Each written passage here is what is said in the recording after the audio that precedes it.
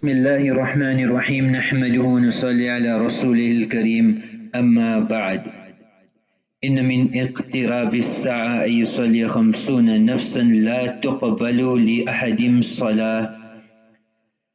A time will come in my ummah that there will be 50 people, means a full congregation, and none of their salah will be accepted. So people, as described previously, the four types where people are reading salat with jamaat in the masjid, but they don't have any concentration, they don't have any dhyan and awareness of Allah subhanahu wa ta'ala. And the fifth type was khushu la yaqeen la. A person has concentration, but he does not believe that his salah can do anything. One king sent his military to a sheikh, a scholar, and he wanted to arrest him and warn him that if you do not fulfill and come to my requirements, I'll wipe you out. He told the army that what happens, narrate to me exactly what happens when you deliver the message. As they knocked on the door, the khadim came and they said, we have a message for the sheikh. So they asked the sheikh permission to come in. He said, no, give the khadim the message. They gave the khadim the message that the king has sent a warning. So the sheikh said, bring the lota, bring the water to make wudu. When they got to the king and they narrated that the sheikh said, bring the lota so I can make wudu, he said, cancel everything. If he goes onto the musalla and makes dua, I'm gone, I'm finished. So salah is a key to the treasure of Allah subhanahu wa ta'ala. But we need to read salat how it should be read. Sahabi's donkey dies, 2 rakat salat, problem solved. No food in the house, salat, problem solved. So Sahaba solve their problems to turn into Allah. إِذَا حَذَبَهُ أَمْرٍ فَزِيَ إِلَى الصَّلَاةِ. Nabi alayhi salam, any matter, any concern, immediately. Like when you got a sickness, the first thing is a panado, the first thing is a Disprin. When you got a problem, the first thing is that hotline, that number that you have on your cell phone, I'm going to call so and so will solve my problem up. Our first hotline is Allah. It is Salah. That's the direct line to Allah. Ulama explain, जिसके नमाज में अपने बातिल नहीं ख़त्म कर सकते, तो दुनिया की बातिल किस तरह ख़त्म कर सकते? Whoever cannot finish their own batil in Salah, all our wasawis, all our thoughts, we cannot finish it in our own salat, how will the salat wipe out all the batil of the world? Maulana Yusuf rahmatullah alayhi say, जिसके नमाज में 2 रोटी मिलने का यकीन नहीं है, तो इस नमाज से किस तरह जन्नत मिल सकते हैं? If in our salat we cannot even draw 2 pieces of bread, how will we draw Jannah? How powerful is a salah that it will secure our akhirat, it will secure our Jannah, where in this world we cannot even secure pieces of bread. So we need to be checking ourselves all the time, that what type of salah am I reading? Is it a live salah or a dead salah? The last 10, 20, 30, 40 years of reading my salah, what salah can I put forward to Allah? You see, there was one lady, she was in a divorce court. The judge asked her, how old are you? She said, 35 years old. So the judge didn't believe her because her outside appearance didn't match 35. So he said, can I see your birth certificate? So she gave it to him. He said, but your birth certificate shows you are 50 years old. Yes, I know, but I'm not 50 years effectively. Because the last 15 years of my life I spent with my husband, and that was not a life, so I don't count that as part of my life. So how much life do we have in our salah? Like how a marksman who tries to hit the bullseye, when he starts practicing and making effort, we need to start practicing, making effort on the salat, so the salah becomes alive. They say that Fajr Salat is your first round with Shaitan. Either you're gonna knock him out, or he knocks you out and puts you to sleep. Either he knocks you out and puts you to sleep. So they say, what is end? When Salah begins. When we start our Salat, that's the end of all our worries and concern. But that is for those people who read their salat properly, what dhyan, what concentration, what the awareness of Allah subhanahu wa ta'ala, knowing before who we are standing before.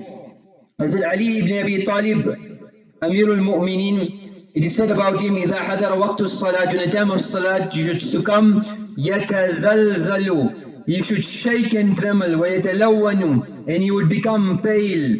People would say, مَا لَكَ يَا أَمِيرَ الْمُؤْمِنِينَ, O Amirul Mu'mineen, what is wrong? Why are you shaking? Why are you trembling? What has happened? They used to say that, do you know whom am I going to stand before? جاء وقت الأمانة التي عرضها الله على السماوات والأرض والجبال. The time has come where that amanat which Allah offered to the heavens and the earth and the mountains, فَأَبَيْنَ أَن يَحْمِلْنَهَا, they refuse to take this amanat and trust. وَحَمَلَهَا الْإِنسان, this human being said, no, I will fulfill this trust. فَلَا أَدْرِي أَحْسِنُ أَدَاءً مَا حُمِلْتُ أَمْ لَا, I do not know if I will fulfill the trust which Allah has put on my shoulder. Does salah, will I read it properly or not? Will I fulfill it or not? I don't know. He said about Hassan bin Ali radiyallahu anhuma, that when he used to make wudu, تَغَيَّرَ لَوْنُهُ, the color of his face used to change color. He used to become pale, he used to become worried. People asked him, what's happening? He said, إِنِّي أُرِيدُ الْقِيَامِ, I intend to stand before my great Allah. وَكَانَ إِذَا أَتَى بَابَ الْمَسْجِدِ, and when he used to come to the door of the masjid, رَفَعَ رَأْسَهُ, used to look to the heavens and used to say, إِلَهِ عَبْدُكَ بِبَابِكَ يَا مُحْسِنِ, O the one great Allah, your servant is standing here by your door.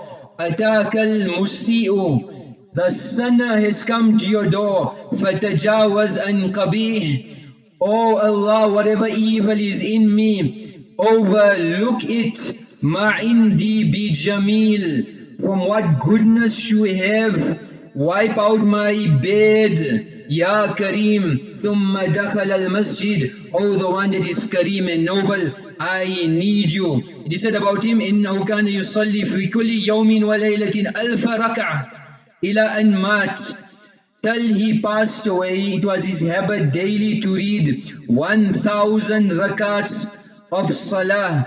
And in Medina he was called Zaynul Abidin li'ibadatihi, because he used to make so much ibadat. He was called Zaynul, the beautification, the climax of worshippers, Zaynul Abidin.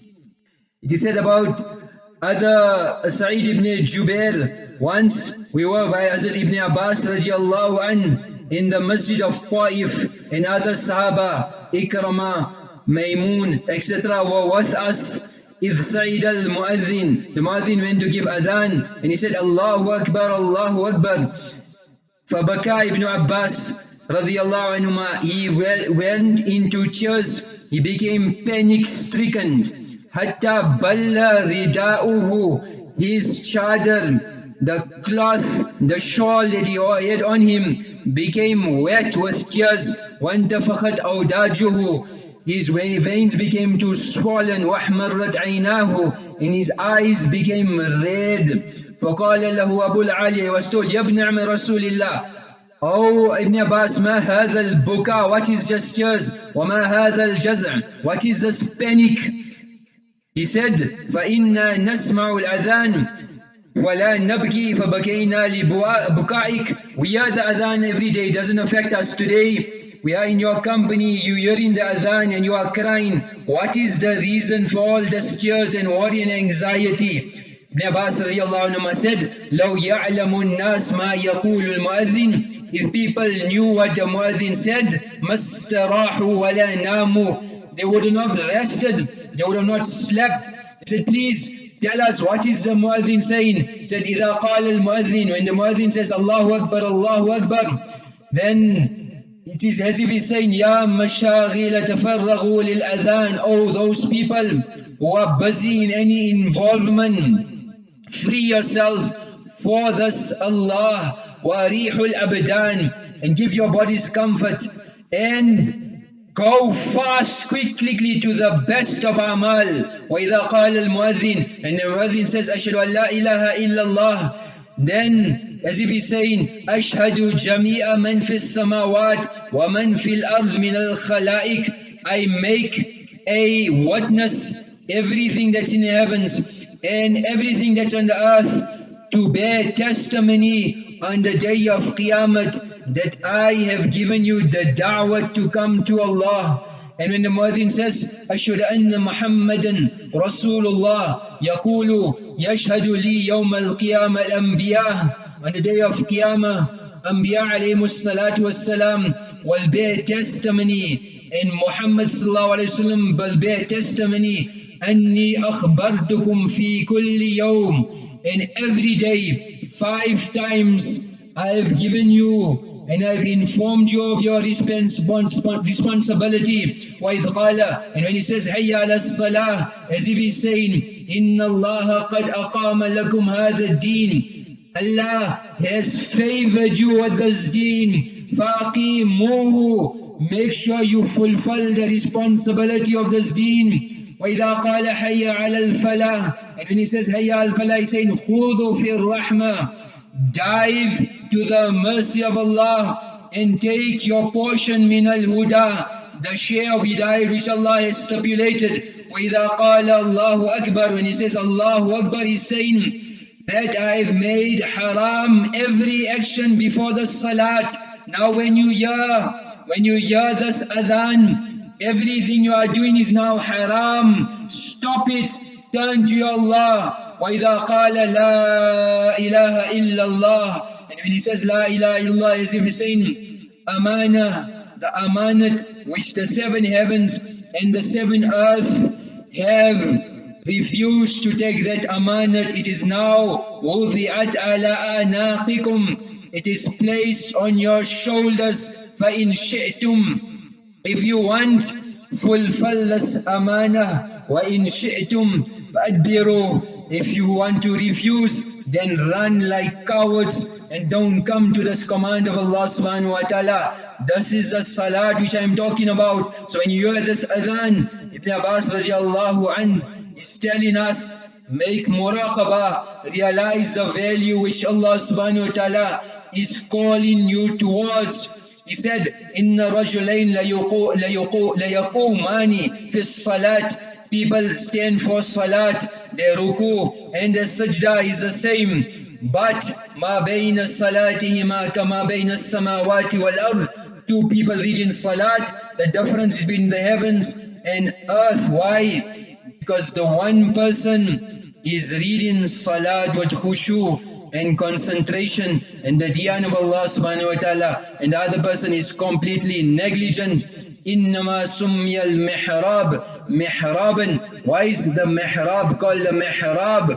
Why? Ulama explain, لِأَنَّهُ مَوْضِعُ الْحَرْبِ, this is a place of battle, this is a place of war. يُحَارِبُ الشَّيْطَانِ, you are going to be at war with Iblis. Your heart is in a battlefield. Prepare for this battle. What kind of salah should we be reading? That once Isam bin Yusuf came to Hatim as-Zaid, he was renowned. So he said, "Oh Hatim, how do you read salat? Tell me." He said, "Let me tell you how do I read salat. إِذَا تَقَارَبَ وَقْتُ الصَّلَاةِ, when the time of salat comes, أَسْبَغْتُ الْوُضُوء, I make salah properly with all the requisites. Then I go to the place where I need to perform my salat. حَتَّى يَسْتَقِرْ كُلُّ عُضْوٍ مِنِّي, every organ, every limb of my body is in preparation to meet my Allah. And when I start my salah, وَأَرَى الْكَعْبَ بَيْنَ حَاجِبَيَّ, as if the Baytullah is in front of me, وَالْمَقَامِ بِحِيَالِ الصَّدْرِ, and the maqam is in front of me, وَاللَّهُ يَعْلَمُ مَا فِي قَلْبِي, and Allah knows every thought that is crossing my mind.